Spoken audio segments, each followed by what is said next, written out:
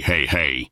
It's time for another Out of This World story from our space. Nothing stings quite like losing your dad and discovering your wife is cheating on you at the same time. Why let grief have all the fun? Today we're diving into a story about adding insult to injury. I'm a 30-year-old man, married to my wife Zoe, 31, for 6 years now. Our marriage has never been as great as I always wanted it to be. I just never imagined it would get to a point where she felt she had to cheat on me. I've always read people saying you should never blame yourself for being cheated on, because it's never your fault, no matter the reasoning the cheater wants to give. I didn't know where to stand on that before, but now I know it's true because it's happened to me. There was no reason for Zoe to cheat on me, but she did. The worst part is that she did it when I was at my absolute lowest. I grew up without a mom in my life. When I was about 2, she basically packed up her things and disappeared, leaving me with my dad.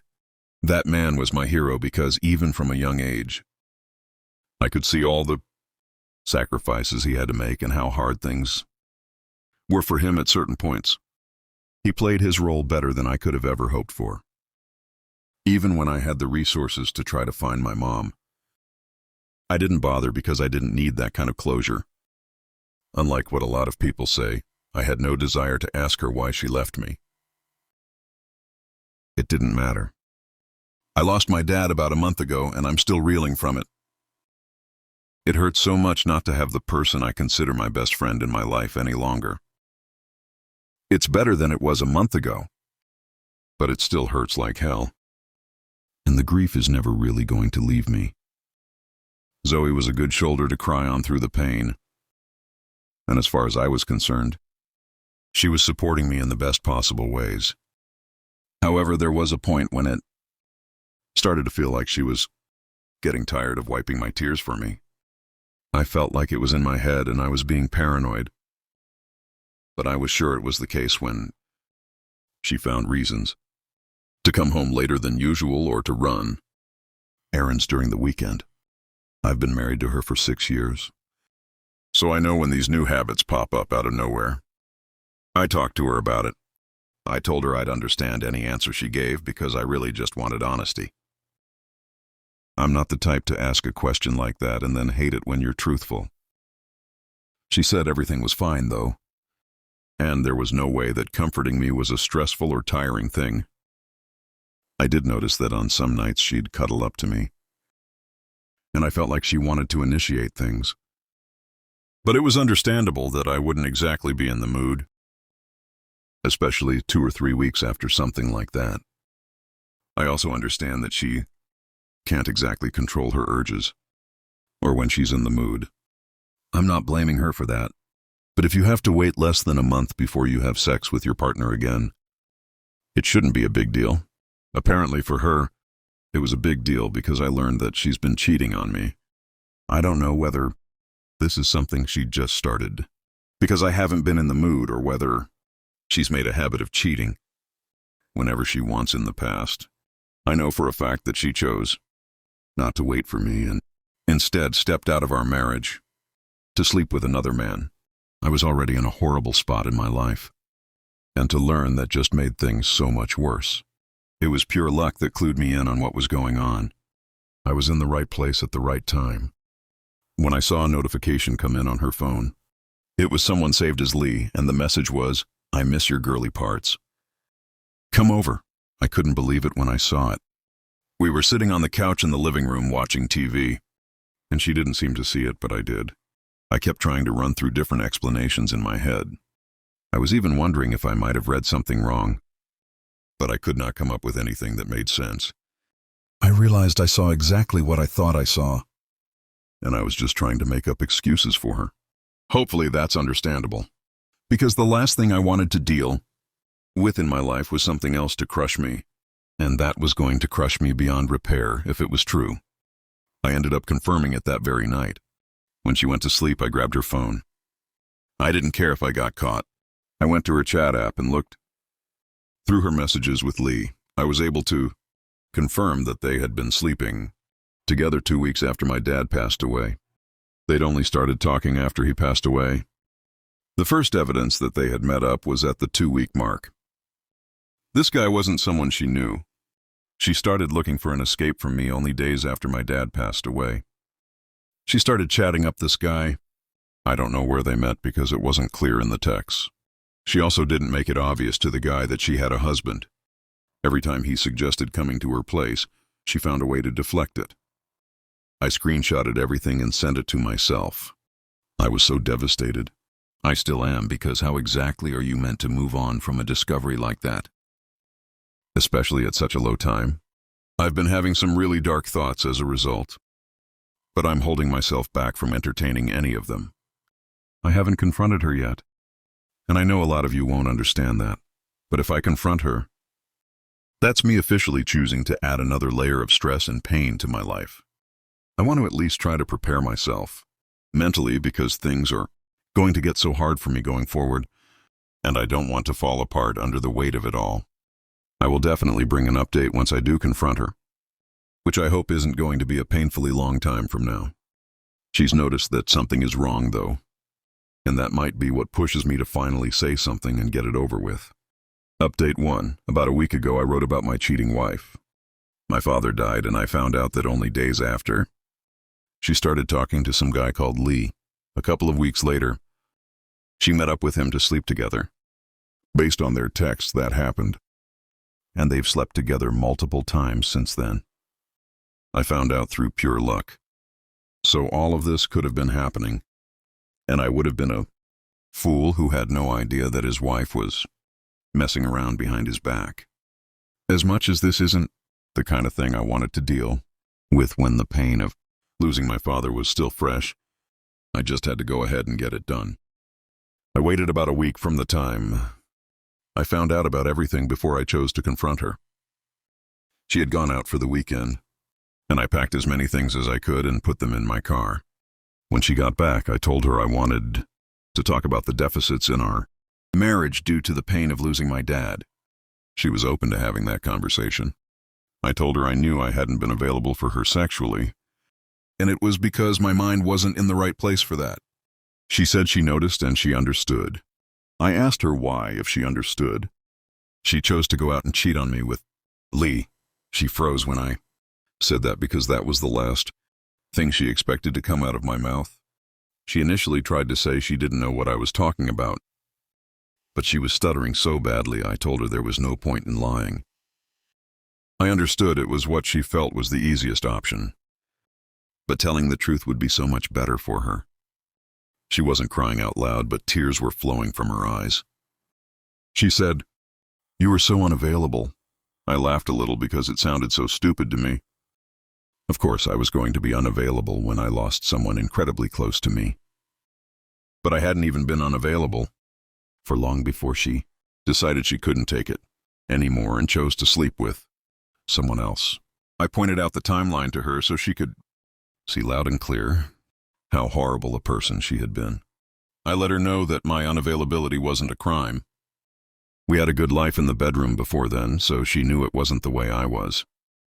She knew she would only have to wait a little bit before I was back to normal. She didn't choose to do that, though, because her body's cravings were more important than remaining faithful to me. "You were unavailable, and it was hard for me, too." That was the next thing she said. I know that people in a caregiver role don't always have it easy, but to act as if 2 weeks of comforting your husband of 6 years was so much mental pressure that you had to relieve it with a man you had just met was ridiculous. I told her that much. I told her I hadn't been as unavailable as I could have been. At that point, she was crying audibly and struggling to get her word out. We were sitting across from each other, and she tried to come over to me, but I swatted her away. I told her I had to be by myself and I couldn't see her the same way ever again. With that, I stood up, grabbed my car keys, and left. The first time she called me was about 7 minutes after I was out of the house. I think that's because she noticed a lot of my stuff wasn't around anymore. From then until I got to my hotel about 30 minutes later, she had called me 13 more times and sent a bunch of text messages to me. None of you need to tell me that the marriage needs to end. because that's the next step in this process. I'm going to meet up with a divorce lawyer and get her served as soon as possible. This isn't the type of thing I want to be dealing with right now. But I have no choice but to deal with it because life has dealt me a very crappy hand. I'll just make the best of it as I can. If she wants to see what unavailable really looks like, I'll be very glad to show her. Zoe really picked the absolute worst timing imaginable. My dad just passed, I was grieving. And instead of being there for me, she decided to cheat with some guy she barely knew. That's not relationship strain. Then she had the guts to justify it with, "You were unavailable." Seriously. I was unavailable because someone I loved died. I wasn't ignoring her. I was mourning. She turned that into an excuse to sleep around. Update 2. Before I get into this update, I want to thank everyone for all the kind words shared after my last post. Dealing with a situation in life where two horrible things are. Punishing you at the same time is hard. Losing my father was something that couldn't be controlled. The same can't be said for a woman who chose to cheat on me when the first thing was already happening. I've had a lot of resources shared with me to help me through the grief and not blame myself, and I appreciate all of them. Thank you, everyone. Now, let's get to this update. I was able to finalize things with my divorce lawyer, and once the divorce papers were ready, he arranged for a process server to have Zoe served at work. Even before that point, she had called me about 100 times. After the process server got to her, she must have called me about 100 more times. I didn't pick up a single one of those calls. She sent messages too, which was the only way I knew how she was feeling. She went through pretty much every emotion in the book.